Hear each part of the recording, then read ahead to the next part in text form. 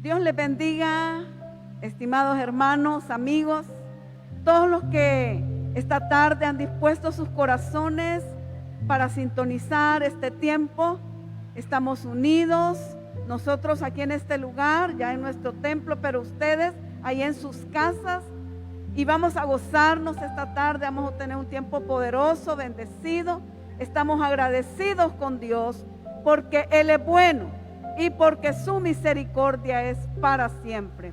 ¿Qué le parece si tenemos un tiempo de oración? Ahí donde usted está, disponga su espíritu, disponga su alma, disponga su corazón para orar, para interceder, para clamar, para poner este tiempo en las manos del Señor. Padre, gracias te damos esta tarde. Gracias te damos porque tú eres bueno, porque tú eres fiel, porque nos amas con amor eterno. Eres Dios todopoderoso, reinas, eres dueño del universo entero, eres dueño del mundo, tienes el control de todo. A ti, Padre, te bendecimos, a ti, Cordero Jesús, te exaltamos. Gracias, Espíritu Santo, por estar en este lugar, por obrar en nuestros corazones, por ministrar nuestras vidas. Esta tarde queremos que el nombre de Cristo sea exaltado, sea bendecido para siempre. Gracias, Señor, por mis hermanos, por mis hermanas, por nosotros que estamos en este lugar. Proclamamos un tiempo bendecido, un tiempo poderoso, un tiempo de victoria, un tiempo de salvación. Gracias, Padre, en el nombre de Cristo Jesús. Amén y amén. La palabra del Señor en el Salmo 47 leemos: pueblos todos, batid las manos, aclamad a Dios con voz de júbilo, porque Jehová el Altísimo es temible, Rey grande sobre toda la tierra. Él someterá a los pueblos debajo de nosotros y a las naciones debajo de nuestros pies. Él nos elegirá nuestras heredades, la hermosura de Jacob, al cual amó. Subió Dios con júbilo, Jehová con sonido de trompeta. Cantad a Dios, cantad, cantad a nuestro Rey, cantad. Yo quiero que usted disponga su corazón esta tarde para alabar a Dios, para bendecirlo, porque Él es bueno, porque Él es fiel, porque Él está en este lugar. Él nos bendice, Él está aquí y está dispuesto a escucharnos a nosotros, a escuchar nuestro corazón, adorarlo y exaltarlo. Dispongamos nuestro corazón para bendecir al Señor.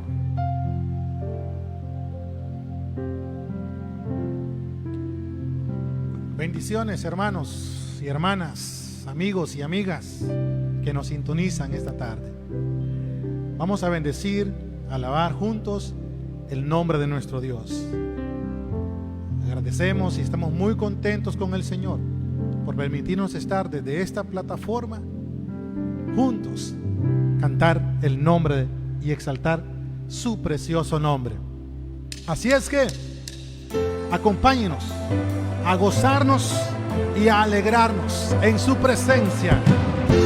Juntos ponemos gloria a su alabanza. Vamos, así es.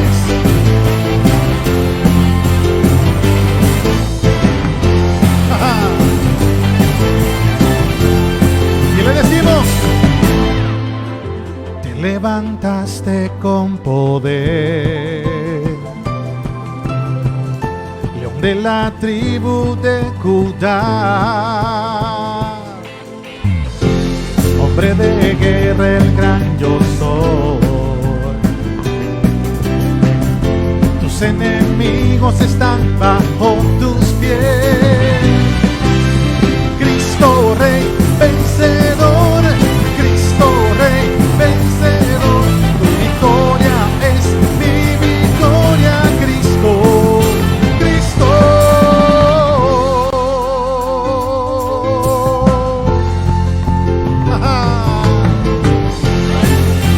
Así es.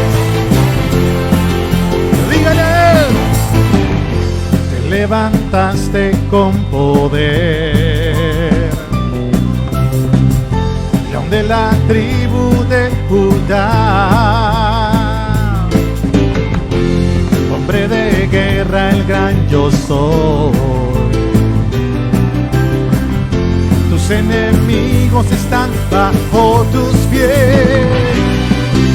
Y Cristo Rey vencedor, Cristo Rey vencedor, tu victoria es mi victoria, Cristo.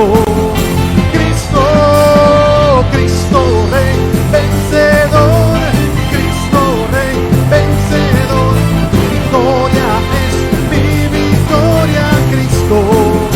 Cristo, hey, hey, hey, hey, hey, hey, hey, diga esto. Y vencedor, vencedor, Cristo, Rey vencedor, vencedor, vencedor, y Cristo, Rey vencedor, vencedor, vencedor, Cristo, Rey vencedor, vencedor, vencedor, Cristo, Rey vencedor.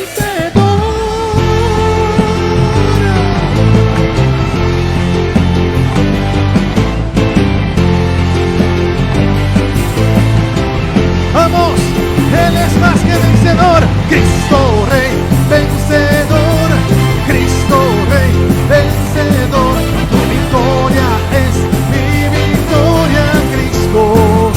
Cristo, Cristo Rey vencedor, Cristo Rey vencedor, tu victoria es mi victoria, Cristo. Cristo.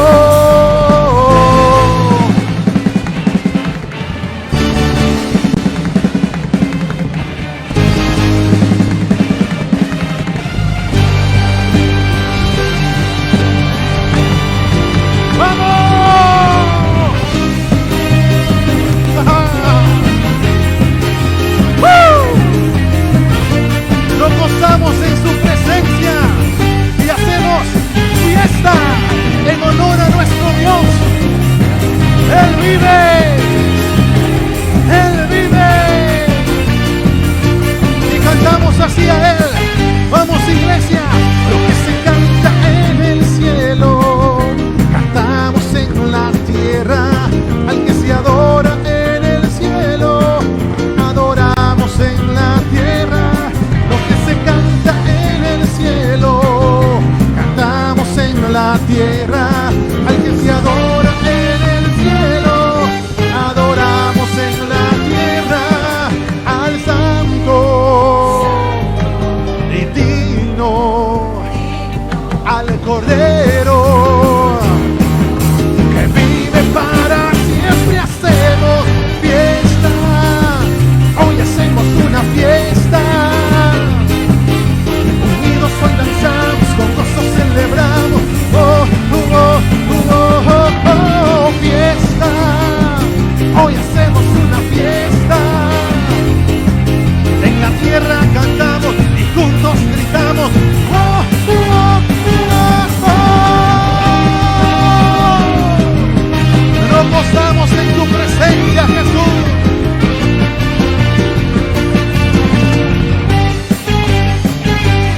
Lo que se canta en el cielo, cantamos en la tierra, al que se adora en el cielo, adoramos en la tierra. Lo que se canta en el cielo, cantamos en la tierra, y al que se adora en el cielo, adoramos en la tierra, al santo digno, al Cordero que vive para siempre. Hacemos fiesta, hoy hacemos una fiesta. Unidos hoy danzamos, con gozo celebramos. Oh, oh, oh, oh, oh, oh, fiesta, hoy hacemos una fiesta. En la tierra cantamos, juntos gritamos. Oh, oh, oh, oh.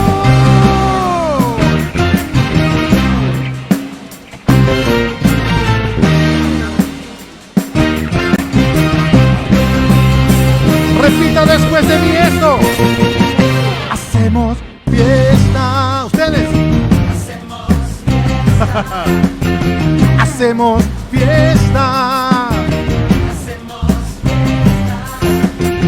Hacemos fiesta. Vamos. Hacemos fiesta. Y esto se hace saltando. Y fiesta. Hacemos fiesta. Hacemos fiesta. Fiesta, fiesta, fiesta. Hacemos fiesta. Hacemos fiesta. Hacemos fiesta. Fiesta, fiesta, fiesta, fiesta. Oh, fiesta. Hoy hacemos una fiesta. Unidos hoy danzamos, con gozo celebramos. Oh, oh, oh, oh, oh, fiesta. Hoy hacemos una fiesta. En la tierra cantamos, juntos gritamos. Oh, oh, oh, oh, oh, oh, oh, oh, oh.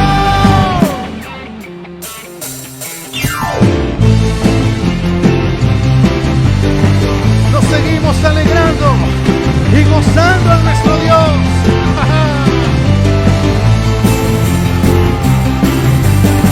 Y preparemos el camino, Cristo viene ya. Y anunciemos su venida en todo lugar. Y que se abran hoy las puertas, el Rey viene ya. Y volveremos a adorarle por la eternidad. Viene ya mi amado, pronto le veré. Viene ya mi amado, pronto volverá. Voy cantando, gritando, celebrando su victoria.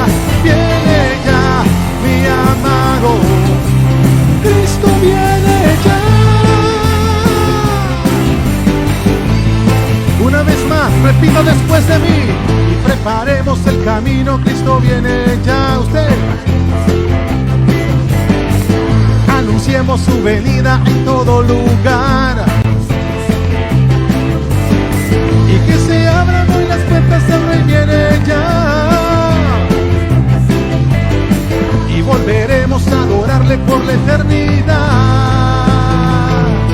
Viene ya mi amado, pronto le veré. Viene ya mi amado, pronto volverá. Y voy cantando, gritando, celebrando su victoria. Viene ya mi amado, Cristo viene ya.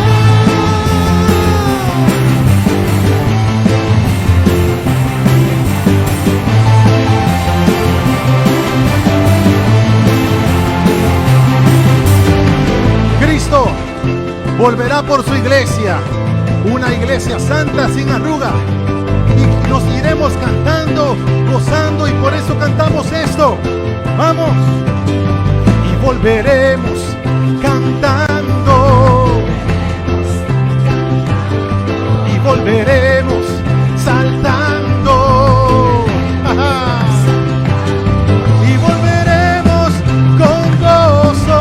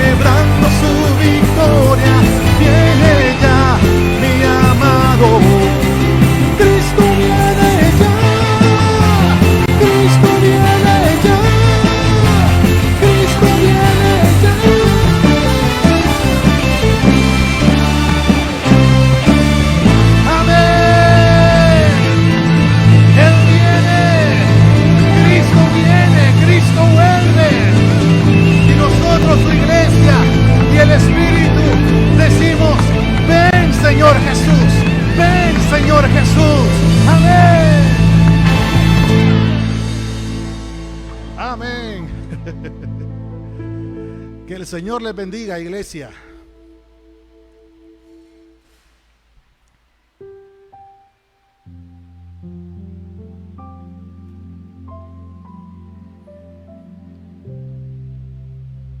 Qué bueno es poder alabar y bendecir al Señor. Qué bueno es poder adorarle, exaltarle con libertad, decirle a Él que Él es bueno, proclamar que es grande, que no hay nadie como Él. En esta tarde vamos a tener el tiempo de recoger nuestras ofrendas. Yo le pido a usted ahí en casa que se prepare con su familia, ¿verdad? Y recoja la ofrenda. Ya sabe que durante la semana pues puede venir aquí a las oficinas, ¿verdad? A entregarlo. Y yo le pido que lo haga con la misma devoción que lo hacemos como cuando estamos juntos aquí en el templo, ¿verdad? Así que vamos a orar en esta tarde. Padre, te damos gracias porque tú eres bueno, porque tú eres fiel, porque tú eres maravilloso. No nos ha faltado nada. Gracias porque tu provisión ha estado ahí, abundante, ha estado a tiempo, precisa para nosotros.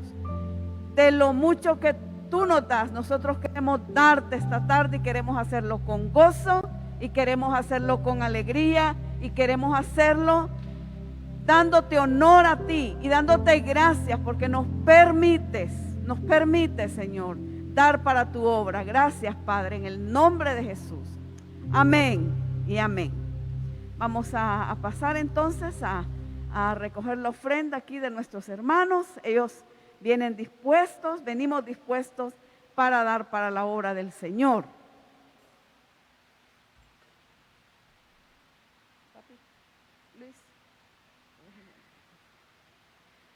Antes de seguir con el tiempo, queremos hacer una oración especial esta tarde por la niña Alesia Rodríguez, hija de la profesora Paola. Ella trabaja en Faro de Luz, y de su esposo Ariel. Vamos a orar porque, la niña tiene 2 meses y está pasando por una situación difícil en su vesícula, una situación que puede ameritar una operación. Entonces yo quiero pedirle que usted se una con nosotros. La niña se llama Alesia Rodríguez, hija de la profesora Paola, también, que es miembro de nuestra iglesia, ¿verdad? Y de su esposo. Ellos, ella apenas tiene 2 meses. Así que yo quiero pedirle a usted que nos ayude a interceder por ella. Y vamos a seguir orando por el país. Y vamos a orar por nuestra ciudad. Y vamos a proclamar la bendición de Dios. Padre, en esta tarde, en el nombre de Jesús, estamos reconociendo lo que dice tu palabra, que eres nuestro sanador. Eres nuestro sanador. Y venimos esta tarde intercediendo por la niña Alesia Rodríguez, apenas de 2 meses. Tú la conoces, tú la hiciste en el vientre de su madre, tú la conoces desde antes que ella naciera. Oramos poniendo delante de ti esta situación de salud en ella. Oramos, Dios, porque es probable una operación, pero oramos, Dios, para que tú hagas un milagro, para que tú obres a favor de ella sin necesidad de esa operación. Oramos, Dios, para que tú te manifiestes con poder. Sus padres están confiando en ti, sus padres están creyéndote a ti, Señor. Así que oramos pidiendo que tu mano poderosa esté sobre Alesia, obrando salud en esta tarde, obrando sanidad en el nombre de Jesús. También oramos, Dios, e intercedemos y pedimos por todo tu pueblo en esta ciudad. Hubieran personas enfermas, ya sea de COVID-19 o cualquier otra situación de salud. Nosotros oramos para que tú te manifiestes, obrando salud en la vida, obrando sanidad, Señor. Ahí en el hospital, no solamente en nuestro hospital aquí, sino en clínicas, en todos los hospitales en Honduras. Oramos para que tu mano poderosa se manifieste, obrando salud en aquellos que pareciera que están a punto de morir, pero que tú tienes planes de vida para ellos. Oramos, Señor, en el nombre de Jesús, proclamando salud sobre ellos, proclamando salvación Hemos declarado que no solamente miles, sino que millones de personas en el mundo te están entregando su vida, están reconociéndote como Señor y Salvador. Oramos por nuestra ciudad, Señor. Sí, pedimos para que ya no hayan más contagios, para que no hayan más muertes. Oramos, Señor, para que nos des a todos prudencia en nuestro actuar, que nos cuidemos los unos a los otros, que cuidemos nuestras familias, pero sobre todo oramos para que estemos confiados en ti, creyendo que tu mano poderosa está a favor de nosotros, a favor de nuestra ciudad, a favor de nuestro país. Bendecimos Honduras. Señor, creemos en un milagro. Tu pueblo está orando en toda esta nación por un milagro. Creemos en un milagro de poder, de sanidad, de salvación para nuestra nación. Oramos por aquellas personas que no tienen trabajo. Oramos para que milagrosamente tú proveas el trabajo que se necesita, que tú abras las puertas que deben ser abiertas. Los jóvenes que necesitan entrar a la universidad y tal vez sus padres no tienen económicamente, oramos para que tú proveas. Señor, oramos porque tú eres el que abre puertas y nadie cierra. Señor, oramos para que tu bendición, tus milagros sigan sucediendo aquí en esta ciudad, aquí en este país y en el mundo entero. En el nombre poderoso de Cristo Jesús decimos amén y amén.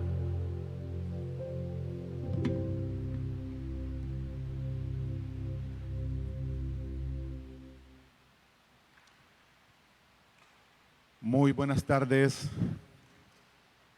apreciados hermanos, hermanas y todas las personas con quienes tenemos el gusto, el placer de poder compartir este espacio mediante esta transmisión. Estamos contentos en 6 meses, primera vez que estamos ya aquí a nivel de altar en nuestra iglesia local, Santidad, aquí en la ciudad de La Paz, transmitiendo y disfrutando de no solamente de la presencia del Señor y de la hermosa alabanza de esta tarde, pero también disfrutando la comunión con estos amados músicos. Giovanni, muchísimas gracias. Los muchachos de aquí de la parte técnica, muchas gracias. Qué bonito es poder disfrutar de la comunión, de la cercanía, el contacto personal. Así que estamos muy contentos y queremos, como siempre, enviar este saludo fraterno, afectuoso en el Señor a cada uno de ustedes, estén donde estén, ¿verdad? Aquí en nuestra amada ciudad, la ciudad de La Paz, a todo el cuerpo de Cristo de esta preciosa ciudad, también a todos los hermanos y hermanas en Honduras. Hemos estado viendo ahí en la transmisión muchas personas que están conectadas y que han enviado sus saludos, así que muchísimas gracias. Y por supuesto hasta el exterior de nuestra nación, es decir, fuera de nuestro país. A todos ustedes, que el Señor les bendiga, que el Señor continúe prosperando sus vidas y bendiciendo sus familias. Esta tarde estamos dándole seguimiento al tema de las 7 cartas que el Señor Jesucristo envió a las 7 iglesias en Asia Menor, en el tiempo y en la época del apóstol Juan, mientras él experimentaba su exilio en la isla de Patmos. Él fue apresado, fue arrestado y enviado a esa isla como un castigo por el emperador romano, que aborrecía profundamente al cristianismo y particularmente había descargado todo su odio en el último de los sobrevivientes de los apóstoles que caminaron con Jesús, como lo fue el apóstol Juan. El domingo pasado, pese a todas las interrupciones que tuvimos, muy difíciles para los que lograron vernos más o menos, pero el domingo pasado empezamos la trayectoria de la lectura de las 7 cartas, ¿verdad? Y hablamos de la carta a la iglesia de Éfeso, ¿verdad? Ustedes recordarán los que pudieron conectarse.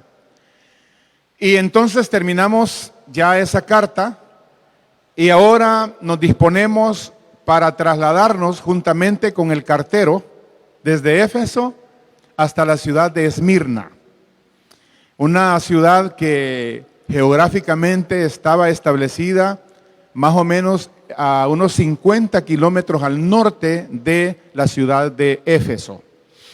Entonces, esta es la ruta que seguimos en toda esta trayectoria de las cartas. Y ahora entonces justamente ya nos encontramos en la ciudad de Éfeso y en la comunidad cristiana, perdón, de la ciudad de Esmirna, perdón, y en la congregación de los hermanos en la ciudad de Esmirna. Esta iglesia tiene algunas particularidades que son dignas de mencionar a manera de introducción. Recuerden ustedes que en la medida que conozcamos algunos detalles importantes de la historia de la ciudad y de la historia de la congregación, podremos tener alguna luz para comprender la carta, ¿verdad?, que se envió a esta iglesia de Esmirna. Así que déjenme mencionar entonces, estamos ubicados en el capítulo 2 de Apocalipsis, a partir del verso 8 en adelante. Hay que decir que es una de las cartas más cortas de las 7 cartas, ¿verdad? Y también vale mencionar, también aprovechando, es el hecho de que Esmirna, juntamente con la iglesia de Filadelfia, son las únicas 2 congregaciones a quienes el Señor Jesucristo, a través de sus cartas, no les hace ningún reproche, no tiene ningún reclamo, absolutamente nada. El resto de las congregaciones sí, las 5 congregaciones restantes sí, tuvieron un reclamo, sí tuvieron una alabanza, tuvieron una palabra de aliento, de ánimo, pero también tuvieron una reprensión, ¿verdad? Algo que corregir, algo que mejorar, algo que confesar, algo de lo cual apartarse. Con Esmirna no sucedió eso. Pero vamos a ver por qué razón. En realidad Esmirna es una iglesia muy, muy particular. Y vamos a decirlo por qué. Primeramente, la ciudad de Esmirna se fundó aproximadamente 1000 años antes de Cristo. Una ciudad muy antigua, Esmirna. Y a propósito, es una ciudad sobreviviente hasta el día de hoy. Hoy se llama Esmir y queda en Turquía. Mire qué interesante. Es una de las iglesias de esta época que todavía sigue funcionando, sigue establecida y tiene aproximadamente unos 300,000 habitantes. Y es una ciudad pues que sigue brillando y sigue estando ahí. Pero decía que se fundó aproximadamente 1000 años antes de Cristo y a la altura del año 600 antes de Cristo fue destruida, totalmente destruida. Lo que quedaron fueron ruinas y ciertos caseríos dispersos en donde fue antiguamente la ciudad de Esmirna.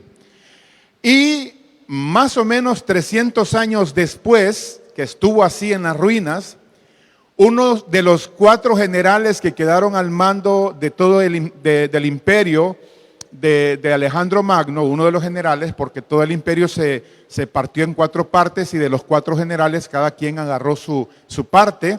Uno de esos generales decidió reconstruir nuevamente a Esmirna. Entonces se hizo un tremendo diseño, un gran trabajo, y se empezó el proceso de reconstruir la ciudad de Esmirna. Para el tiempo del apóstol Juan, ya Esmirna era una ciudad absolutamente constituida, bien establecida, con un hermoso diseño.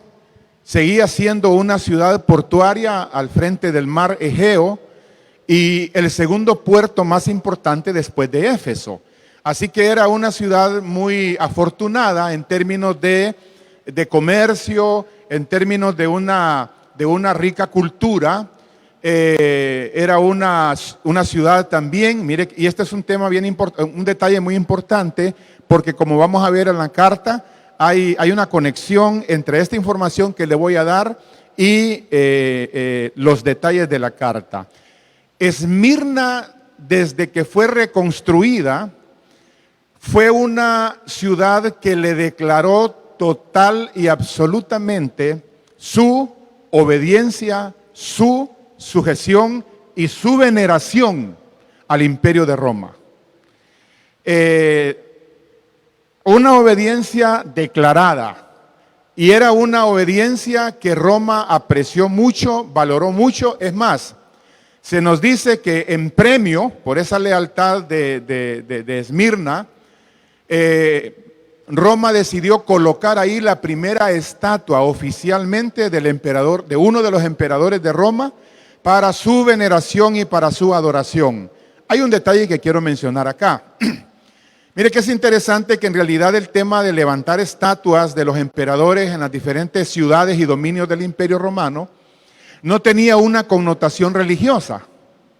Era más bien como una especie de devoción, de obediencia al imperio. Era una cuestión con connotaciones políticas más que religiosas. Era la devoción que mostraban las ciudades hacia el imperio, porque el imperio le había otorgado a todo ese vasto territorio de Roma, le había otorgado la famosa Pax Romana, es decir, todas las naciones y todos los pueblos del Imperio Romano tenían profunda gratitud con Roma, precisamente porque ellos disfrutaban de la paz romana. Cuando se estableció Roma, a través de la fuerza, a través del poder, a través de la gran maquinaria militar que ellos manejaban, no había oponente que se levantara y le fuera bien. Ellos sometían las naciones, los pueblos, hasta que se estableció literalmente lo que se llegó a conocer como la Pax Romana. Además de eso, fue ese imperio el que estableció toda una red de comunicaciones, conectó todo el imperio a través de carreteras, de tal manera que no había ningún problema para movilizarse de un lado a otro, porque se había hecho una buena labor de comunicación y de conexión a través de las carreteras que el imperio había construido. Entonces, ahora bien, lo que comenzó siendo una veneración o una actitud de agradecimiento al imperio a través de su emperador, ya puestos ahí en los templos, entonces los emperadores empezaron lo que comenzó por ser una expresión política, ellos le fueron dando ya ese toque religioso. Y los emperadores empezaron a atribuirse una divinidad, empezaron a sentirse dioses. Y así lo expresaron, así lo establecieron de tal manera que entonces las ciudades que ahora tenían las estatuas en los diferentes templos y lugares públicos de sus pueblos, de sus ciudades, llegaban y tiraban entonces el incienso ahí como una expresión de adoración al César. Al César le llamaban el Señor. Y Señor en el término griego es Kyrios, que significaba el Todopoderoso, el Dios, el Eterno, el Soberano.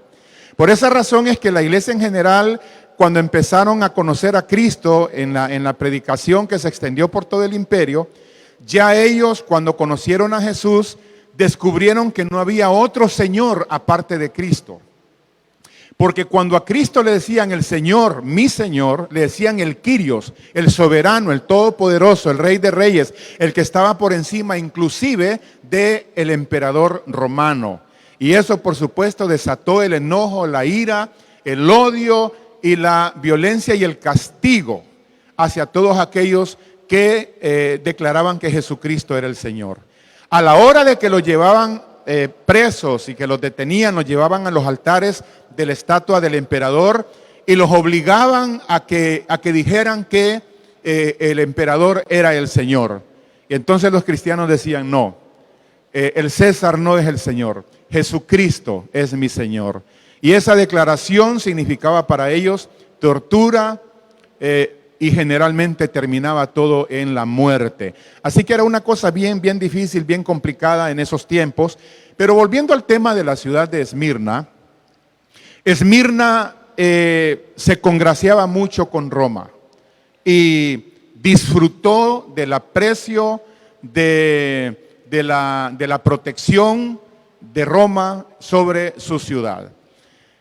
A Esmirna, por su belleza arquitectónica, también se le llamaba la perla del Egeo, porque dicen los historiadores que cuando las embarcaciones se iban acercando al puerto de Esmirna, a la distancia se miraba una gran colina donde estaban edificios hermosos, templos y palacios, y parecía que era como una especie de joya a la distancia, especialmente cuando el brillo del sol pegaba enfrente de esa colina en donde estaba ubicada Esmirna.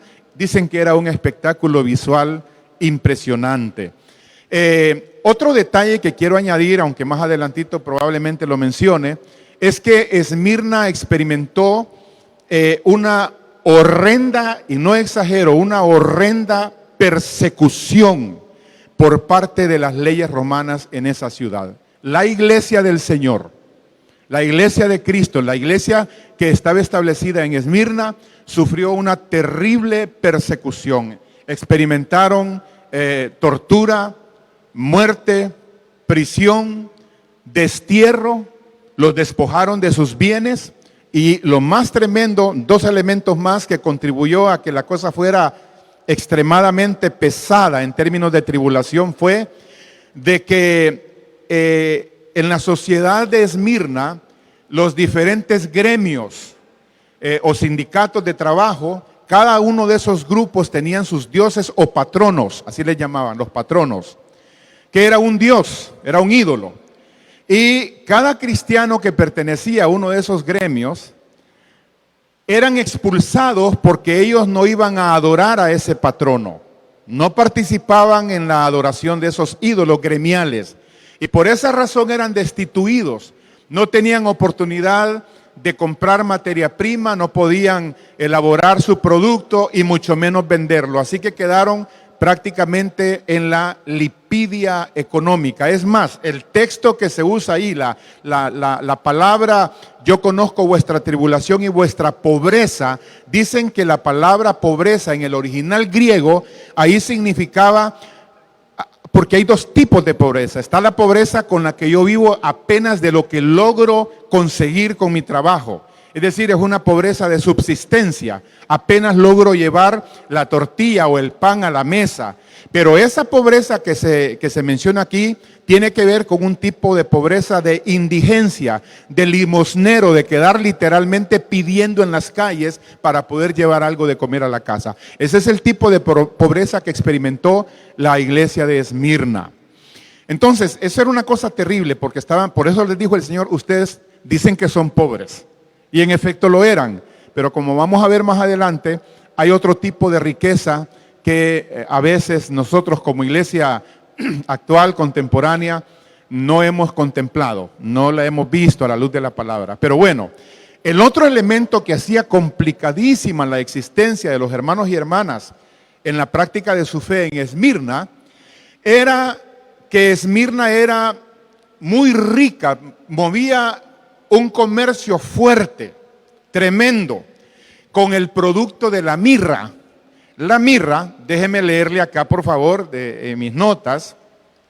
La mirra era un producto o un ungüento que salía de una planta y que servía para perfume, para bálsamo anestésico, ¿verdad? Para quitar dolores musculares y todo eso, pero también servía para embalsamar a los muertos. Mire, era un producto altamente apreciado, altamente valioso y altamente vendido comercialmente hablando. A Esmirna venían embarcaciones, venían de otras ciudades, de otros lugares del imperio, estrictamente para vender y para comprar la mirra. Entonces, es más, mire qué interesante, la misma palabra Esmirna, el nombre de la ciudad significaba mirra. Mire, entonces, el asunto era que una gran colonia de judíos judíos de la raza judía se habían venido a vivir a Esmirna. Acordémonos que los judíos han sido profundamente gente de comercio, gente de negocios, ¿verdad? Aún en la actualidad, las grandes potencias como Estados Unidos tienen su economía depende muchísimo de grandes inversionistas de origen judío. Entonces, ellos dijeron, aquí está, y se fueron para Esmirna, se establecieron y empezaron a negociar de manera industrial con el producto de la mirra. Pero mire qué interesante, como los judíos aborrecían profundamente a los cristianos. Recordemos que el pueblo judío fue celoso con Jesús, que aunque lo toleraron como profeta o maestro o predicador, jamás lo aceptaron como el Mesías que Dios envió. El Mesías para salvar a Israel y para salvar al mundo. Así que fue una figura controversial para la creencia religiosa de los judíos, y cuando aparece el cristianismo, cuando Jesús muere y resucita y queda establecida la iglesia y empieza a diseminarse por todas partes bajo el impulso, bajo el fuego del Espíritu Santo, entonces se desató una horrible persecución en Jerusalén. Todos lo sabemos, lo hemos leído ahí en Hechos de los Apóstoles.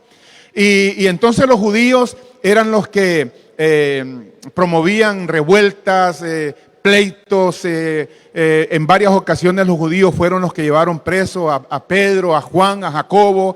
Ellos andaban detrás del apóstol Pablo cuando el apóstol andaba ejerciendo su ministerio de predicación en varios lugares. Levantaban tumultos de gente, regaban por todos lados información mala, perversa, equivocada de la fe cristiana. Y entonces las autoridades romanas, mire qué cosa, las autoridades romanas se levantaban en contra de los cristianos cuando los judíos eran los que, digámoslo de esta manera, puyaban a las autoridades para que persiguieran a los judíos.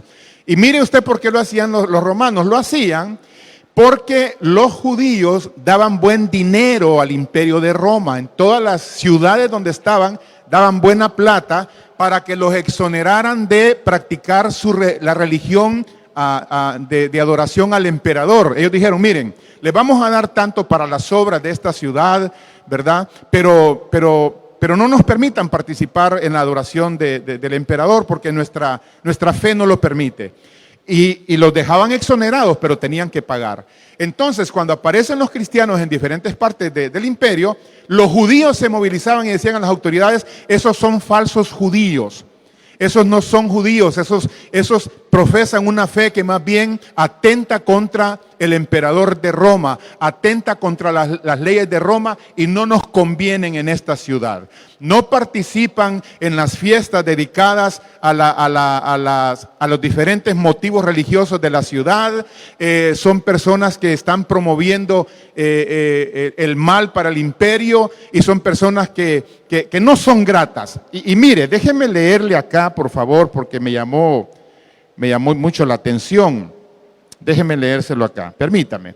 Quiero leerle, rapidito, cuáles eran las 6 acusaciones del Imperio Romano y también de las autoridades locales de las ciudades en contra de los cristianos, lo cual incluye también a Esmirna.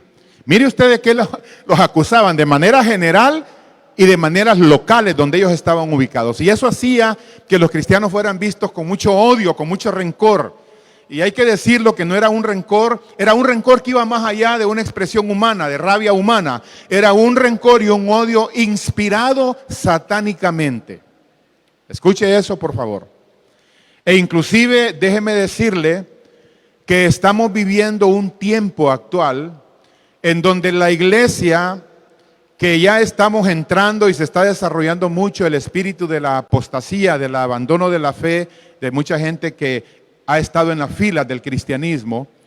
En realidad, todo apunta en el mundo entero de que habrá persecución para la iglesia. Escúchelo bien, por favor. Y en toda persecución se define el rebaño que es de Dios, pero también se define el rebaño que nunca fue de Dios. Se define la gente sincera que ha amado a Cristo y que lo han abrazado de corazón y que se han dispuesto a caminar con Él hasta el final de sus días, hasta la muerte misma, como también se va a definir la hipocresía de un montón de gente que ha tenido vínculos con las iglesias y con la fe de una manera superficial, de una manera engañosa, de una manera que no está anclada, no es parte de una expresión sincera y honesta de caminar con el Señor. Esa es la gente que se va a levantar en contra de la verdadera iglesia, del remanente. Mucha gente religiosa que tenemos actualmente en nuestras iglesias, de todas las confesiones de fe, incluyendo la iglesia cristiana evangélica. Tenemos gente cuya vida todavía no ha sido alcanzada por la gracia.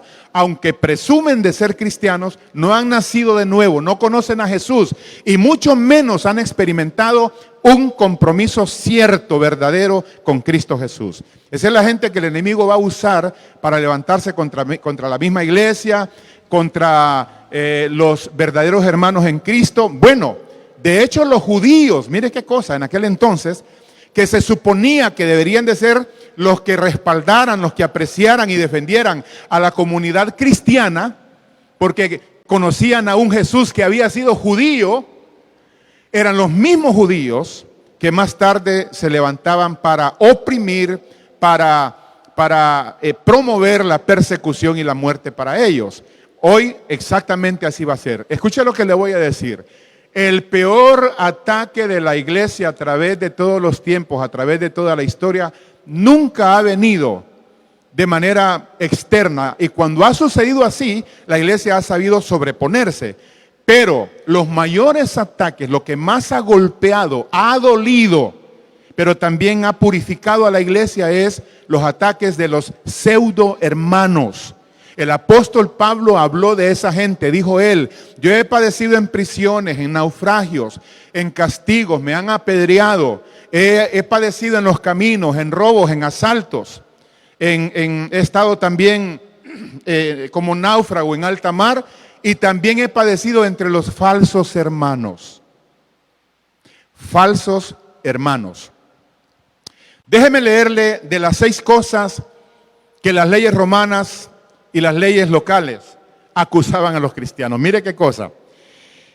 Ellos acusaban a la iglesia cristiana porque cuando la iglesia cristiana se reunía para celebrar la cena del Señor, ellos citaban las frases de Cristo cuando Él dijo: esto es mi cuerpo y esto es mi sangre. Esa declaración se difundía por todos lados y entonces la gente decía que los cristianos eran caníbales, los acusaban de ser caníbales, de comer gente, porque ellos se comían en ese ritual, decían ellos, el cuerpo y también la sangre de Cristo. Mire usted qué terrible. A veces nosotros no entendemos en qué se fundamentó esa persecución. Mire una de las acusaciones serias. Una segunda acusación era que como los cristianos celebraban la famosa fiesta ágape, la fiesta de amor, donde comían juntos, celebraban juntos y compartían el ósculo santo, que era un beso que se daban entre ellos. Entonces decían que se reunían en sus fiestas privadas a practicar orgías sexuales. Mire qué cosa más terrible, ¿verdad? De eso los acusaban. Y todos esos rumores se diseminaban por todas partes hasta convertirse en una murmuración y en una reacción de ataque y de odio a la familia de la fe. Número 3, mire de qué también los acusaban.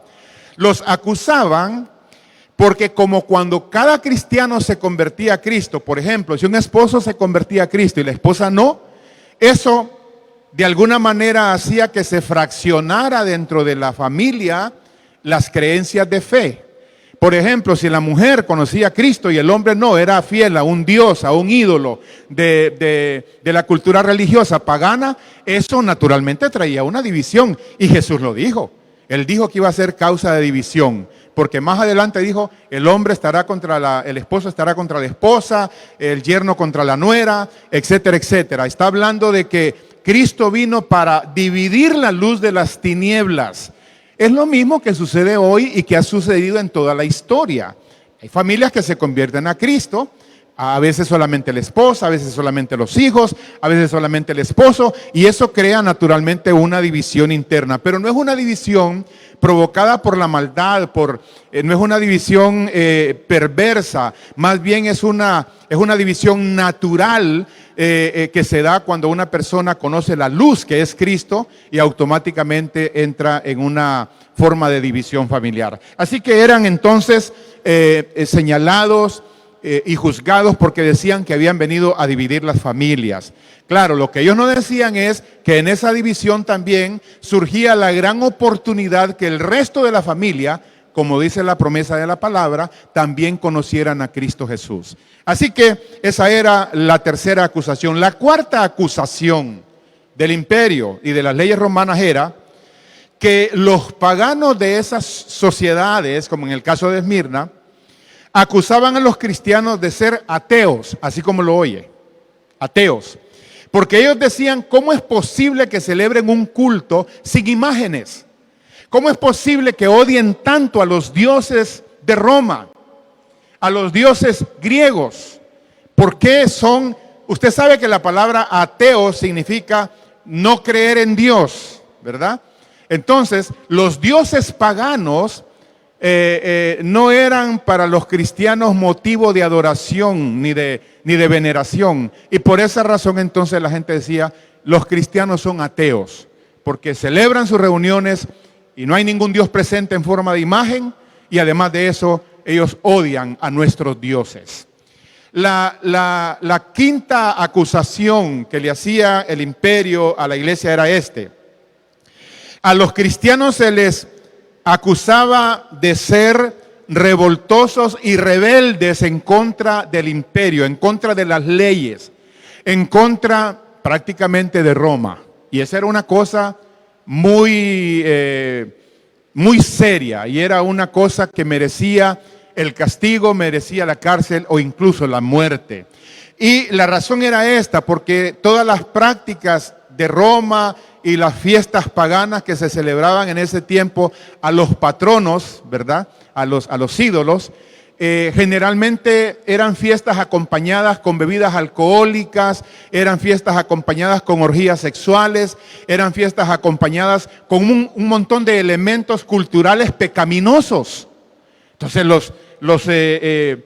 los cristianos no participaban. Además de eso, venían algunas leyes, se emitían algunas leyes del imperio en donde los cristianos tampoco podían participar. Ellos decían, la máxima de ellos era, es necesario obedecer a Dios antes que a los hombres. Y habían leyes que ellos no obedecían y eso muchas veces les costó la vida, la persecución les costó también la privación de la libertad. Claro, de ninguna manera se ha promovido en el verdadero evangelio, en la verdadera iglesia, el estar en contra de las autoridades, jamás. Es más, el apóstol Pablo dice que no existe autoridad sino de parte de Dios, y las que existen por Él han sido puestas. Así que punto final, la obediencia a nuestras autoridades está fuera de discusión como sustento bíblico.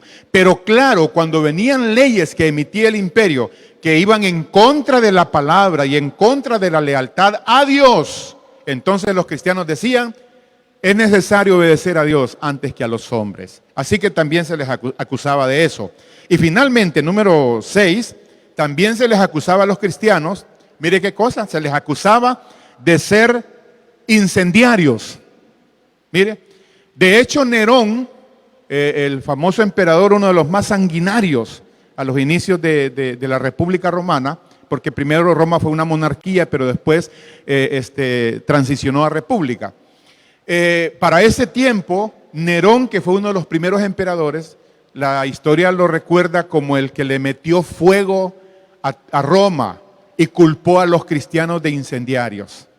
Mire qué cosa, él fue el que hizo eso y culpó al pueblo cristiano. Los que recuerdan o los que han leído algo o han escuchado algo, los jardines de los palacios del emperador, las calles principales estaban llenas de cruces con cristianos a quienes los rociaron con brea y les metieron fuego y literalmente ardieron e iluminaron todo Roma esa fatídica noche. Así que pero los acusaban de incendiarios por esta razón, porque ellos anunciaban en el Evangelio, en el mensaje de Cristo, que el mundo acabaría en llamas, ¿verdad? Y así dice la palabra. La palabra de Dios dice que todas estas cosas están reservadas para el día final y que habrá un gran estruendo cósmico, universal, en donde esta tierra que conocemos hoy va a explotar en llamas. Y todo esto será quemado para dar paso finalmente a cielos nuevos y a tierra nueva en los cuales morará la justicia. Pero ese mensaje, los fulanos estos lo tomaban y lo enseñaban para desatar persecución y odio y rencor hacia el pueblo cristiano. Así que es fácil entender, pues, que no era difícil para la gente maliciosa, para la gente perversa, para la gente desinformada, calumniar a la iglesia cristiana. Déjeme decirle algo en este punto. En todo momento de la historia de la iglesia, siempre hay gente que se levanta no para informar, sino para desinformar sobre asuntos relacionados con la iglesia. Y desgraciadamente somos una cultura, ha sido una cultura y somos una cultura en donde nosotros reaccionamos por lo que oímos, no por lo que conocemos. Usted oye una cosa en la televisión, usted escucha algo en algún medio, inmediatamente usted da por sentado que es cierto. ¿Sí? Aquí no hay chance de averiguar, no hay chance de que la persona involucrada, imputada, tenga derecho a la defensa en público. No, simplemente se le señala y se establece que es culpable. Justamente hoy circulan informaciones relacionadas con la iglesia, en donde la desinformación está creando una tremenda reacción malintencionada, en muchos casos perversa, siempre con la intención de levantar el ánimo o la animadversión contra la iglesia y promover daño al cuerpo de Cristo. Tengamos mucho cuidado porque en realidad siempre las cosas han operado así. Muchas veces se le acusa a la iglesia de cosas de las cuales no es responsable. Pero hay gente maliciosa que maneja los medios y que tiene influencia sobre la opinión pública para darles una versión con intenciones malas, perversas, inclusive informaciones inspiradas por el mismo mal, por el mismo enemigo. No es nada nuevo, lo estamos leyendo ahora y eso ha sucedido. Ahora bien, sigamos con el tema de Esmirna. Quiero que entremos de inmediato ya a la consideración de la carta en sí, ¿verdad? La carta a Esmirna. Y antes de leerla, es bien corta, por cierto, quiero decirle algo y yo tengo que decir que este es un mensaje que no es muy popular, no es muy bien recibido. Son de los pocos mensajes que usted los oye y no aplaude y no dice amén, porque es un mensaje muy difícil. Y sin embargo, Jesucristo, digo es difícil porque se trata de una iglesia en pleno sufrimiento, en plena persecución. Estamos hablando de una iglesia desprotegida por el imperio, estamos hablando de una iglesia perseguida por los que deberían de ser sus hermanos, que son los judíos, estamos hablando de una iglesia que no tiene ocupación, ni trabajo, ni posibilidades de generar economía, estamos hablando de una iglesia totalmente avergonzada y humillada en una sociedad que la perseguía a muerte, estamos hablando de una iglesia afligida, perseguida y pobre, no tenía nada. Y todos sabemos que ese mensaje no es popular hoy. Todos sabemos que hemos embarrado el mundo entero con un mensaje que exalta la riqueza, con un mensaje que habla de solamente y únicamente ser bendecidos. Estamos hablando de que hemos saturado el mundo con un mensaje donde Dios se convierte en el gran benefactor y nosotros los niños mimados que solo obtenemos de Dios los beneficios. Somos un cristianismo sumamente acomodado, enemigos del sufrimiento, enemigos de los precios que hay que pagar por andar con Cristo, enemigos de la enseñanza que habla de que hay que servir, de que hay que ser fieles hasta la muerte misma. Entonces no es un mensaje popular.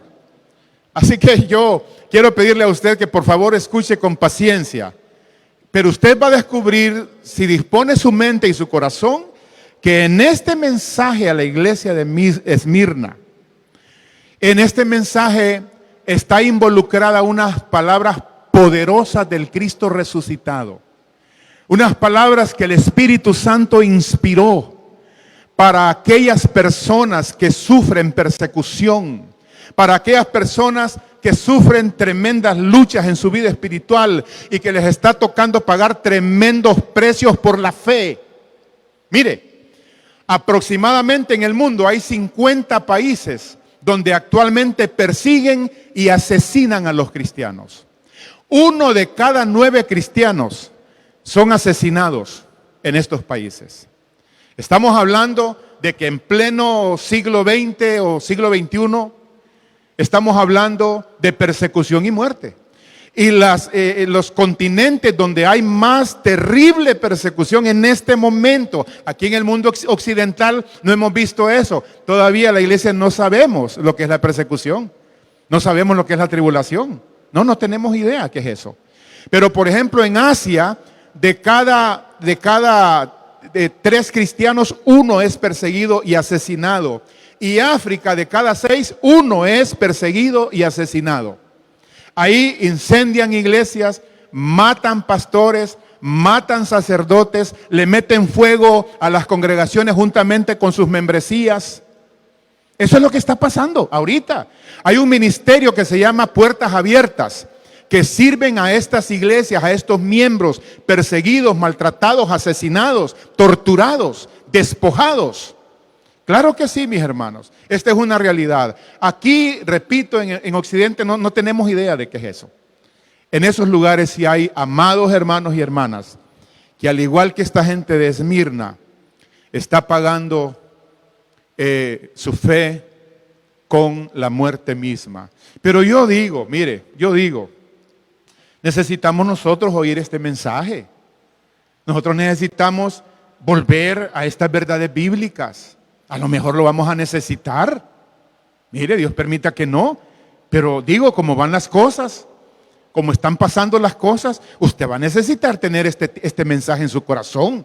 Usted va a tener que agarrarse, va a tener que anclar su alma, su fe a estas verdades, porque tarde o temprano puede suceder que a usted y a mí nos toque defender la fe hasta con la vida.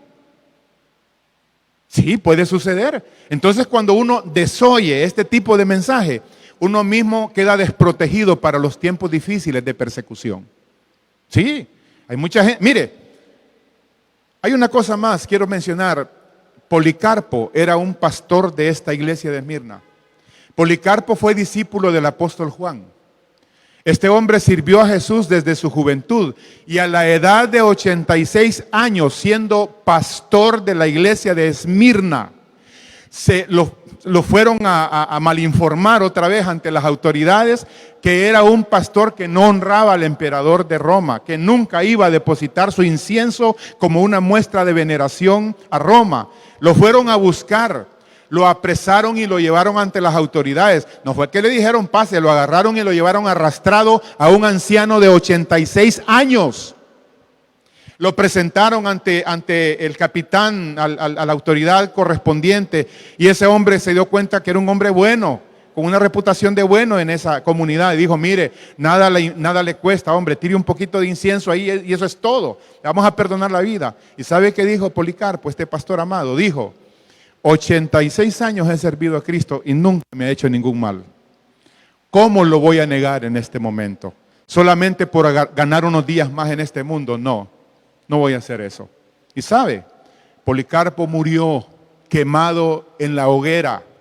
En una estaca lo amarraron, le metieron fuego y ardió como una llama. Y cuando estaba muriendo, citan los escritores, los biógrafos de él, diciendo que mientras el fuego lo arrasaba, él dijo, Señor, te alabo por haberme tenido por digno para ser participante este día del martirio y unirme a todos tus mártires y poder beber de la copa del sufrimiento tuyo. Tremendo, tremendo. No menospreciemos este mensaje. No lo menospreciemos. Yo sé que estos mensajes no es de los que sueltan o sacan muchos aleluyas y mucho gloria a Dios, y yo lo sé, pero contiene una cosa profunda que puede ayudarnos, a lo cual nosotros necesitamos abrirnos y dejar que también el mensaje de la iglesia de Esmirna sea un mensaje para nosotros. Por eso dice al final de la carta, el que tiene oídos para oír, oiga. Solo queremos oír lo que nos gusta, lo que nos bendice, lo que es cómodo. A todos nos gusta eso, claro que sí. Pero el Espíritu Santo nos llama la atención a tomar en cuenta este mensaje y a colocarlo en nuestro corazón. Muy bien. El saludo a la iglesia de Esmirna está en Apocalipsis 1, del 4 al 5. En esto no vamos a detenernos mucho, simplemente para decir que había un saludo general para cada iglesia de parte del Padre, del Hijo y del Espíritu Santo. El Dios Trino, el Dios Triuno, era el que saludaba a cada una de estas iglesias. Me parece a mí que debe haber sido muy emocionante para cada congregación saber que el Padre, el Hijo y el Espíritu Santo estaban personalizando un saludo a cada congregación. Eso fue una cosa maravillosa. Y por cierto, siempre Dios lo hace hoy en nuestras vidas y en nuestras iglesias. Número 2. El Señor ahora pasa al versículo 8 del capítulo 2 de Apocalipsis. Pasa a describirse el Señor, a autodescribirse. Recuerde usted que Jesús se describía de acuerdo a la necesidad de cada iglesia.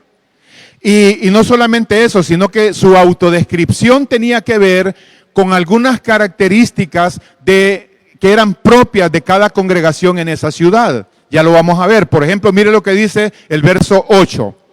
Y escribe al ángel de la iglesia en Esmirna. Seguramente la congregación lloró cuando escuchó eso, porque el ángel de Esmirna, el mensajero, había sido el pastor Policarpo, el anciano que había muerto. Y escribe al ángel de la iglesia en Esmirna. Y mire cómo se autodefine el Señor. Les dice, el primero y el postrero, el que estuvo muerto y vivió, dice esto. El primero y el postrero, la definición en medio de tantas definiciones de los comentaristas, pero básicamente aquí Jesús se está definiendo como el eterno. Es decir, el primero y antes de él no hay nadie más, y el último que después de él tampoco habrá nadie más.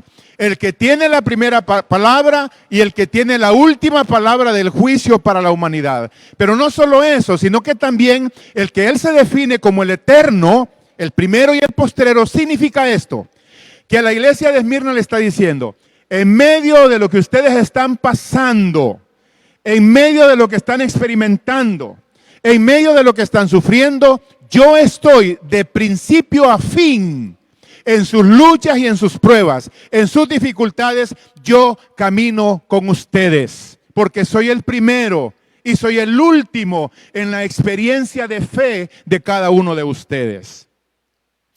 También tenía que ver esta alusión de Cristo, porque en el pensamiento general de los ciudadanos de Esmirna, para ellos vivían para la gloria de Esmirna. Para ellos lo primero era Esmirna y lo último era Esmirna. Eran orgullosos de su ciudad por su arquitectura y por todo lo que ya mencionamos. Pero el Señor les dice, no, yo soy el primero y yo soy el último para ustedes. Si alguien tiene que enorgullecerse, es de mí. Mire qué tremendo. Esto le quita a cualquier ser humano, a cualquier persona, el orgullo por cualquier otra cosa que no sea el conocer a Cristo Jesús. Luego en la misma frase él dice, el que estuvo muerto y vivió, dice esto. ¿Qué está diciéndole a Esmirna? Le está diciendo, al igual que ustedes que nacieron hace 1000 años y luego murieron como ciudad y estuvieron 300 años muertos y luego resucitaron, yo soy el que estuvo muerto. Yo soy el que conoció la muerte por causa de ustedes, pero no me quedé ahí. Así como ustedes resucitaron como ciudad, yo he resucitado para seguridad y vida eterna para ustedes. Eso es lo que el Señor está diciéndole a esta amada iglesia. Ahora, número 3. Mire usted, aquí el Señor pasa a la siguiente descripción en esta carta para esta iglesia. Le dice lo siguiente. Estamos hablando de Apocalipsis 2:9. Dice, yo conozco tus obras. Hermanos y hermanas, Dios conoce nuestras obras.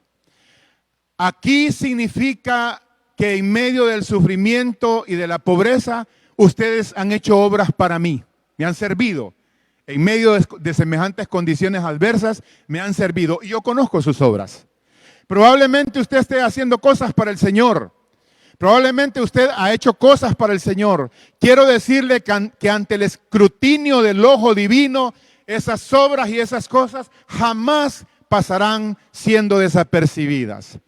La palabra dice que cerrar un portón de su templo tiene recompensa. Dar un vaso de agua en su nombre tiene recompensa. Y que todo lo que nosotros hacemos no quedará sin recompensa si es una obra que ha sido hecha para la honra y para la gloria del Señor. Así que le dice el Señor, yo conozco tus obras. Y mire lo que sigue diciendo.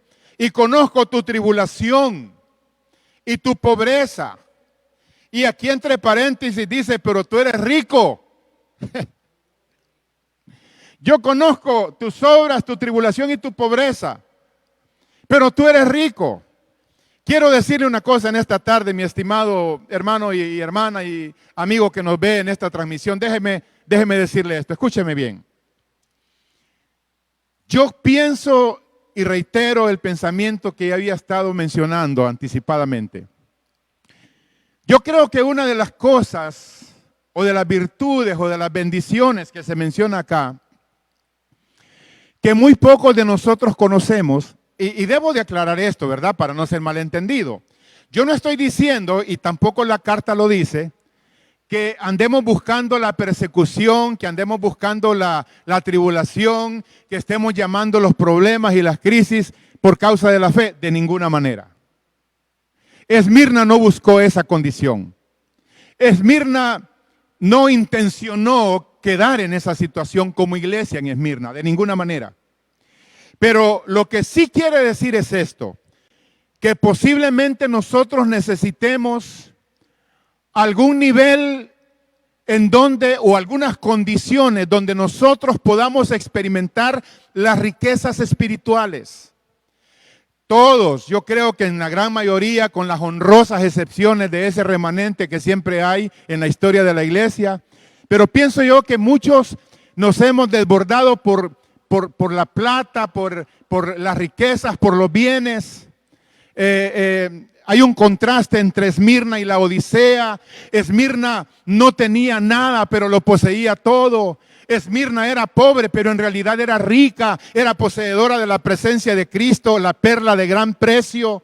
Era poseedora de la presencia del Espíritu Santo como un agente de bálsamo, de bendición, de acompañamiento en medio de sus luchas y de sus pruebas. Conocían la plenitud de Dios en medio de su situación. Caminaban íntimamente con la presencia de Dios. Así que no tenían nada, pero en realidad lo poseían todo. Eran ricos espiritualmente hablando. Ellos tenían tremendas riquezas en Dios. En cambio, fíjese que la Odisea tenía plata, oro, bienes, fama. Y sin embargo el Señor les dijo, ustedes no saben, no tienen idea que son unos pobres, miserables, ciegos y desnudos. Qué tremendo eso. ¿No estaremos nosotros, mis amados, en condiciones espirituales similares, donde pensamos que tenemos, donde pensamos que poseemos, donde pensamos que en realidad no necesitamos la gracia de Dios o esa búsqueda íntima del Espíritu Santo para vivir nuestra vida, para vivir nuestra fe? Y a lo mejor caeríamos bajo la sentencia de la iglesia de la Odisea. No sabemos que somos unos ciegos, unos pobres, unos miserables y necesitados, desventurados de la gracia de Dios, necesitados. Mis hermanos y hermanas, el Señor le dice, yo conozco tus obras, tribulación y pobreza, pero tú eres rico. Hay gente en este momento sobre la faz de la tierra, que no tiene nada, no tiene mayor cosa. Y no solo eso, están pagando precios por andar con el Señor, pero son poseedores de tremendas riquezas espirituales.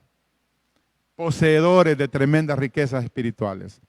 Unos saben que ellos tienen algo que a nosotros nos falta. Unos saben que ellos son herederos de algo que trasciende a lo material. Uno sabe que es gente rica en Dios. Y luego dice el texto que no solamente conocía la condición de Esmirna, pero también conocía, escuche bien, conocía muy bien a sus adversarios. Es decir, a los que se decían ser judíos, se exaltaban, se vanagloriaban de ser de la cuna judía, de los descendientes de Abraham, de Isaac y de Jacob, de ser la verdadera raza y el verdadero grupo religioso validado por el Dios del cielo. Y le dice el Señor a los de Esmirna, ellos son unos blasfemos, porque dicen que son judíos y no lo son. Y mire cómo los califica el Señor. Ellos son una sinagoga, una asamblea, una congregación de Satanás. Mire, son palabras fuertes. Los judíos se reunían a celebrar a Dios, a celebrar su ceremonia, su liturgia para Dios. Pero ahí mismo planificaban cómo echarle encima al gobierno, al imperio, a las leyes de Esmirna en contra de los cristianos. Así que aunque se reunían para alabar a Dios y celebrar a Dios, en realidad era una reunión que los convertía en una sinagoga de Satanás. Lo mencioné hace poco y quiero decirlo una vez más. La mayor persecución vendrá por aquellos que están o han salido de nuestras filas de la fe cristiana. En el capítulo 24 de Mateo está escrita esa profecía de los mismos labios de Jesús. Entonces dijo el Señor, os entregarán a muerte, y padres se entregarán a sus hijos, hijos entregarán a sus padres, en el contexto de la fe cristiana. Eso es tremendo. Por eso aquí, no toda la gente que hoy se levanta hablando en contra de la iglesia, en contra de la fe, no toda esa gente es inspirada por Dios. Ni siquiera son inspirados por buenos deseos. Son personas inspiradas por aquel que presidía estas sesiones satánicas en las sinagogas de los judíos. Es un consejo de maldad, es un consejo del infierno, es una intención del maligno en contra de la simiente de Cristo, que es la iglesia en esta tierra. Número 4. El Señor le dice a la iglesia de Esmirna qué es lo que se aproxima y les da un doble mandato a su iglesia. Déjeme hacer aquí un paréntesis, mi estimado oyente y persona que nos escucha. Déjeme hacer un paréntesis acá. ¿Cuántos de nosotros, a lo mejor a usted le ha tocado, hemos ido a un consejero espiritual, a un pastor, a un amigo que sabemos que tiene cierta capacidad espiritual y madurez, y hemos ido a contarle nuestras tremendas luchas, nuestras grandes crisis, nuestros grandes problemas, nuestras grandes tribulaciones? Y abrimos nuestro corazón y dejamos caer la carga pesada de nuestra alma a través de la confesión. Y luego nos preparamos para escuchar un buen mensaje, un buen discurso, un buen consejo de alto contenido espiritual que logre convencerme en esta batalla que Dios está conmigo. Probablemente, yo no lo sé. Yo no sé si la iglesia de Esmirna se molestó cuando se leyó esta parte de esta carta en su congregación, pero sí sé que algunos de nosotros pudiésemos molestarnos si alguien nos respondiera como Cristo le respondió a la iglesia en Esmirna. Porque mire lo que le dice el Señor. No temas en nada lo que vas a padecer. Oigan la frase, ya estaban padeciendo. Ya estaban en crisis, estaban en persecución, estaban en muerte. Y el Señor les dice, no temas en nada en lo que tiempo futuro vas a padecer. Un momento, estamos afligidos, estamos angustiados. estamos pobres y nos dices que vamos a padecer. Y sigue diciendo, he aquí el diablo echará a algunos de vosotros en la cárcel para que seáis probados y tendréis tribulación por 10 días. Y mire lo que le dice, sé fiel hasta la muerte. Mire, es como que esté lloviendo sobre mí y se me venga a anunciar que me va a llover sobre mojado.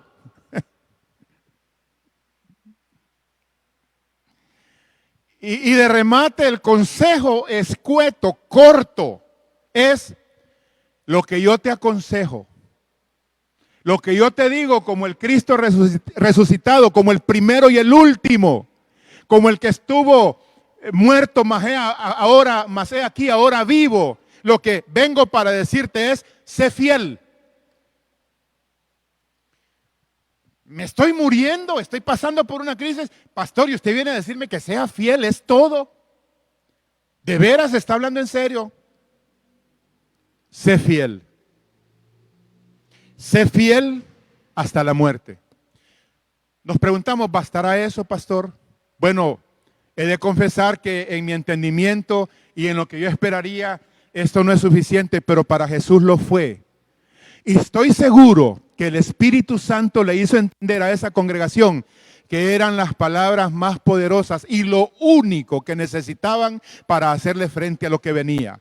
El Señor nos ha dicho que nos mantengamos fieles, que seamos firmes, que no claudiquemos, que no nos apartemos, que no nos resintamos, que no nos amarguemos, que no dudemos, que Él es el primero y el último. Él está metido en esta situación que estoy pasando. Es más, si me tocara morir, Él ya me dijo que Él estuvo muerto, pero ahora vive. Y el que está con Cristo, aunque esté muerto, vivirá. Yo tengo las garantías y la seguridad de la vida eterna en Cristo Jesús.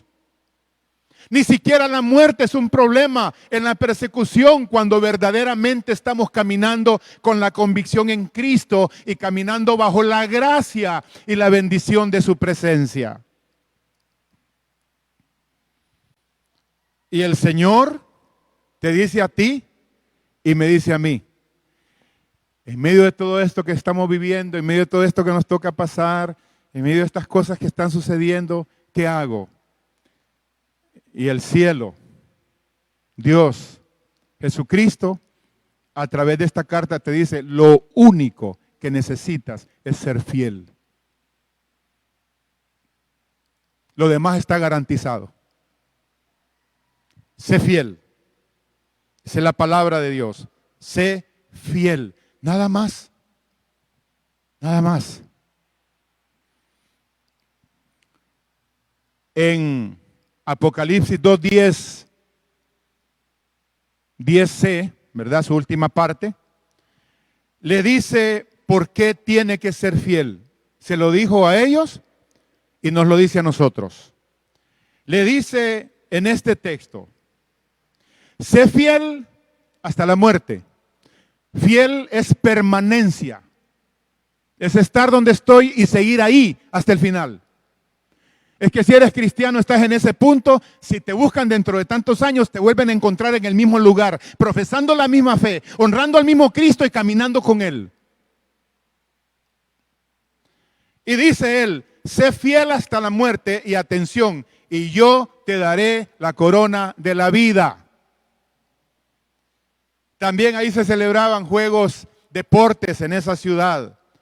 Y el regalo que le daba el imperio al ganador era una corona de laurel, una planta, pero era una honra, era un gran privilegio, un gran honor haber sido vencedor en esa carrera y haber llegado a la meta. El Señor le dice, lo que yo te prometo no es una corona de laurel, yo te prometo la corona de la vida. Vas a coronar tu vida terrenal con la corona de la vida eterna. Vivirás para siempre por todas las edades conmigo. Esa es la corona de la vida eterna.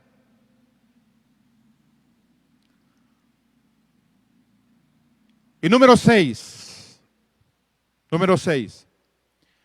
El Señor, por el Espíritu Santo, llama a los hermanos y hermanas de Esmirna a que tomen en cuenta una promesa con trascendencia eterna. Esta promesa es maravillosa. Fue para ellos y también lo es para nosotros hoy. Escúchela, por favor. Escúchela. Dice el Señor, Apocalipsis 2:11. El que tiene oído, oiga lo que el Espíritu dice a las iglesias. No dice a la iglesia, a las iglesias, a las 7 iglesias de Asia en aquel entonces. Cada iglesia leía la carta de las otras iglesias para saber cuál era el mensaje, para aprender, para enriquecerse y para ser exhortados por el Espíritu Santo. Así que cada iglesia tenía la voz de Dios. Por eso dice el Señor, el que tiene oído, oiga lo que el Espíritu dice a las iglesias. Hay personas que llegan a su iglesia y no escuchan la voz del Espíritu Santo. Tienen orejas, pero no tienen oídos. No oyen lo que el Espíritu está diciendo a la iglesia. No lo que la voz humana está diciendo.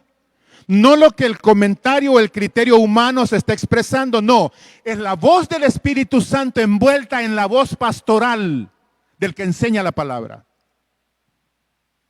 Hay personas que lo que oyen es un buen discurso, es una buena enseñanza. Antes de esta pandemia nos sentábamos a escuchar, a evaluar el mensaje, no para aprender, sino para salir diciendo, estuvo más o menos, o qué bueno estuvo el mensaje. Es una cosa que agradó tu oído, que te dio la oportunidad de evaluar una pieza de oratoria, pero tu oído espiritual no oyó lo que el Espíritu te estaba diciendo. Entonces dice el verso, el que tiene oído, oiga lo que el Espíritu dice a las iglesias. Y mire lo que le dice, el que venciere, el que se mantenga fiel hasta la muerte, no sufrirá daño de la segunda muerte. Aquí quiero terminar y resumir con esta enseñanza de lo que significa esta muerte. Rápido. Según la Biblia hay 3 tipos de muerte. Según la Biblia hay 3 tipos de muerte. Está la muerte espiritual. La muerte espiritual la describe el apóstol Pablo en Efesios 2:5. Mire lo que dice. Aún estando nosotros muertos en pecados, nos dio vida juntamente con Cristo. Por gracia soy salvo. La muerte espiritual es cuando no conozco a Cristo. Estoy muerto en delitos y pecados. Soy un muerto viviente. Ando caminando, vivo, pero no tengo vida espiritual. Estoy muerto. Esa es la muerte espiritual. La segunda muerte es la muerte física. La muerte física es la separación del alma de mi cuerpo. Cuando yo muero, este cuerpo termina, dejó de funcionar, se paró, se murió y mi alma sale. Esa separación es la muerte física y está descrita en Génesis capítulo 35, verso 18 y dice así. Y aconteció que al salírsele el alma pues murió, dice entre paréntesis, llamó su nombre Benoni, mas su padre lo llamó Benjamín. Aquí se habla de la muerte de alguien que al morir, al terminar su vida física, su alma salió. Esa es la muerte espiritual. Pero la muerte de la que está hablando Apocalipsis a la iglesia de Esmirna es la muerte eterna. Está la muerte espiritual, la muerte física y la muerte eterna. La más temida de las muertes, que Dios en su infinita misericordia nos guarde de tal muerte. Mire lo que significa. Dice Daniel 12:2. Y muchos de los que duermen en el polvo de la tierra serán despertados al salir de sus tumbas, al salir del lugar donde fue sepultado. Muchos de los que duermen en el polvo de la tierra serán despertados. Atención, unos para vida eterna, la vida con Dios, con Cristo, porque murieron con la fe en su Salvador, y otros para vergüenza y confusión perpetua. Esta es la muerte segunda. La muerte segunda entonces o la muerte eterna, es la separación del hombre con Dios para siempre. Cuando la humanidad entera, desde Caín hasta el último pecador de la gran tribulación, estén ante el gran juicio del trono blanco, ante Cristo, ante ese juicio, ahí será la manifestación, ahí será las recompensas o el juicio, en donde el hombre, al no encontrarse su nombre en el libro de la vida del Cordero, será lanzado al lago de fuego, separado eternamente de la presencia de Dios. Esa es la muerte segunda. ¿Qué está diciéndole el Señor a Esmirna? Si ustedes claudican, si ustedes se apartan, si ustedes me niegan, si ustedes pierden su lealtad a mí, entonces van a participar de la muerte segunda, que es la pérdida de la vida eterna. Le leo esto y termino. Escuche. Si usted solo ha nacido una vez, físicamente, morirá 2 veces. Morirá físicamente y morirá eternamente. Pero si usted ha nacido 2 veces, nació físicamente y nació por segunda vez al aceptar a Cristo en su corazón, entonces morirá una sola vez. La muerte no se enseñoreará de usted. Tendrá vida eterna por siempre y para siempre en Cristo Jesús. Vamos a orar. Ahí donde está, incline su cabeza.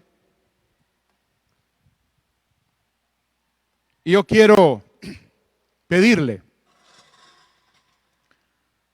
en el nombre de Jesús, en el nombre de Cristo, que evaluemos hoy nuestra fe,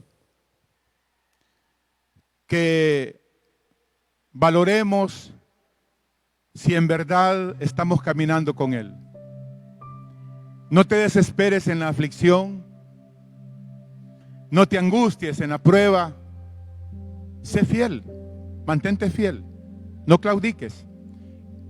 Y al hacerlo y al determinarlo, no te faltará la presencia del Cristo resucitado, no te faltará la unción y el respaldo del Espíritu Santo, y no te faltará la riqueza espiritual para que tu vida sea enriquecida verdaderamente, verdaderamente. Vamos a orar. Mientras Giovanni toca algo en el teclado.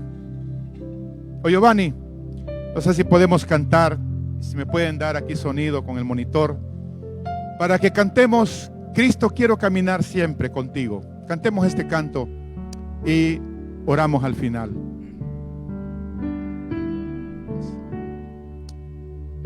Cantamos juntos. Cristo, quiero caminar siempre contigo y tomarte fuerte de la mano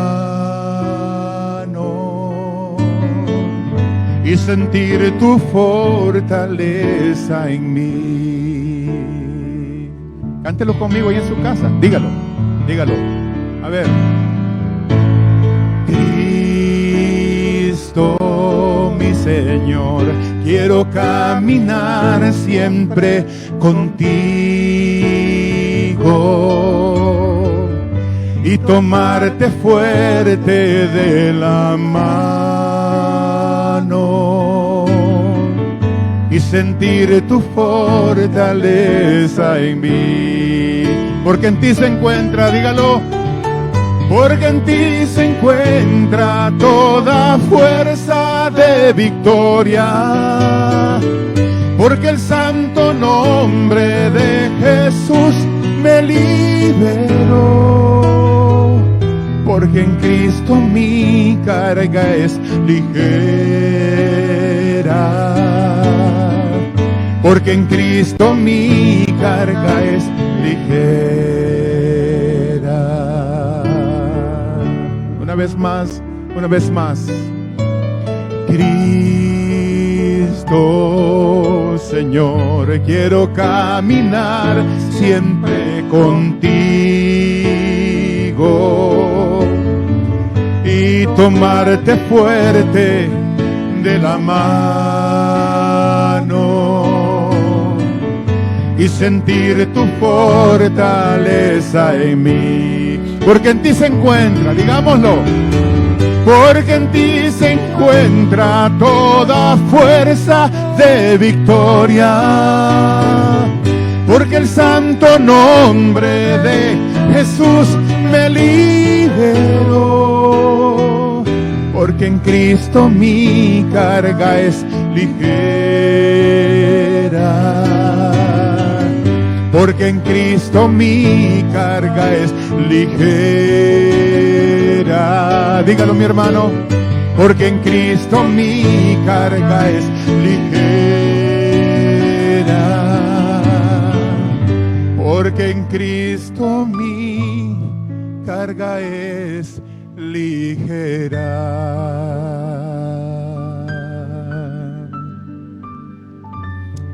Señor Jesús,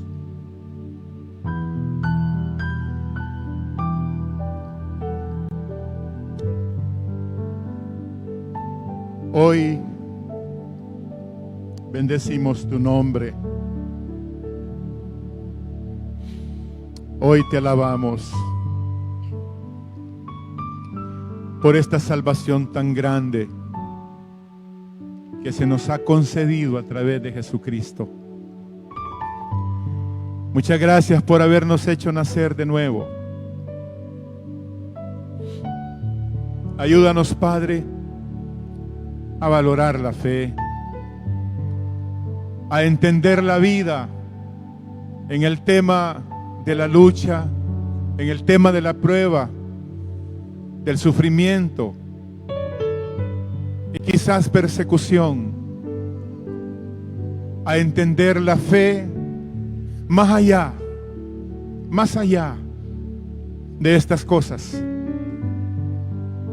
y valorarte infinitamente más que nuestras experiencias por causa de caminar contigo. Ciertamente, Señor, somos frágiles, somos débiles, nos dan miedos esos precios y esos temas, lo confesamos. Pero, Señor, tu Espíritu nos capacita, tu gracia nos prepara, tu presencia nos puede transformar de gente cobarde, de gente miedosa, a verdaderos hombres y mujeres de fe, de confianza, de fidelidad a tu nombre, a tu palabra, al reino. En nuestra experiencia cristiana, ayúdanos, ayúdanos.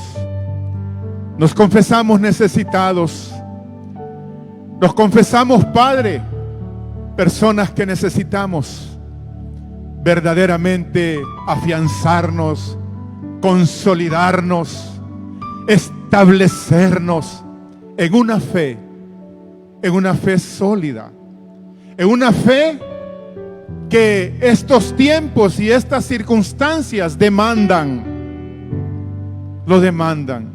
Líbranos de la apostasía, líbranos del engaño, líbranos de la mentira religiosa, líbranos, Padre, de querer justificar el pecado en nuestras vidas, líbranos de atentar contra la verdadera iglesia nacida de nuevo y un remanente santo en esta tierra. Líbranos, líbranos. Líbranos inclusive de atacar a otros en tu nombre. Líbranos. Queremos estar de tu lado, queremos estar del lado de la palabra, de la verdad, de la justicia, de la rectitud, de la integridad, de la santidad, del amor, del servicio, de la humildad en Cristo Jesús. Ahí queremos estar. Queremos que nuestro amor abunde más y más en ciencia, en conocimiento, para que aprobemos lo mejor, a fin de que seamos sinceros e irreprensibles en amor en el día de tu venida. Ayúdanos, guárdanos del mal, susténtanos en tu gracia, y que todo nuestro ser, espíritu, alma y cuerpo sea guardado irreprensible hasta el día de tu venida. Así lo pedimos, Padre, así lo rogamos en el nombre que es sobre todo nombre, en el nombre de nuestro maravilloso Señor Jesucristo. Gloria a Dios. Mañana lunes Va a estar predicando en la oración intercesora interdenominacional el pastor Ramón Chirinos. Él es el encargado de la Iglesia de Dios del barrio La Granja. Sí, aquí tenemos un anuncio, ¿sí? Sí, vamos a elevar una oración, me está diciendo mi esposa, y hay que hacerla a todos nuestros hermanos y hermanas, personas que nos ven aquí en cualquier parte, acompáñenos en esta oración. Hace que 30 años atrás, nuestro pastor aquí en la Iglesia de Santidad en La Paz fue el pastor Luis Manuel Escoto. Él y su amada esposa y sus hijos ahora pastorean en Estados Unidos y nos acaban de informar que él necesita de nuestras oraciones. Así que por favor, iglesia, oramos por el pastor Luis Escoto. Padre Celestial, venimos a unirnos una vez más en oración delante del trono de tu gracia para agradecerte por la vida del pastor Luis Escoto, de su esposa, de sus hijos. Y hoy, Señor amado, también venimos de manera muy puntual a orar por su salud. Él ha estado atravesando una situación delicada que tú conoces, por la cual oramos por la intervención de tu misericordia a favor de su salud. Padre eterno, por favor, sánalo para tu gloria. Pon tu mano santa sobre él, haz un milagro para la gloria tuya, Señor, para la bendición de su esposa, de sus hijos y de todas aquellas personas que le conocemos y le amamos. Padre, lo ponemos en tus manos. Querido Dios, por favor, glorifícate en la salud de nuestro querido hermano Luis Manuel Escoto. Así te lo pedimos, Padre, confiando y creyendo en el nombre de Jesús. Amén. Amados, que Dios les bendiga y les guarde. Tengan una semana muy bendecida, muy próspera. A propósito, mañana, lunes 14, esto va para toda nuestra iglesia aquí en La Paz, especialmente para líderes. Estoy invitándoles de parte de la Asociación de Pastores, vamos a ir a orar por el hospital Roberto Suazo Córdoba a las 3 de la tarde. Repito, 3 de la tarde estaremos orando. Por favor, si tiene tiempo, véngase, tráigase su auto, su protección, ¿verdad? Queremos orar alrededor del hospital, no vamos a entrar, sino que alrededor estaremos orando, intercediendo por las diversas necesidades que hay dentro de este centro hospitalario. Mañana a las 3 de la tarde, bendiciones a todos. Adiós.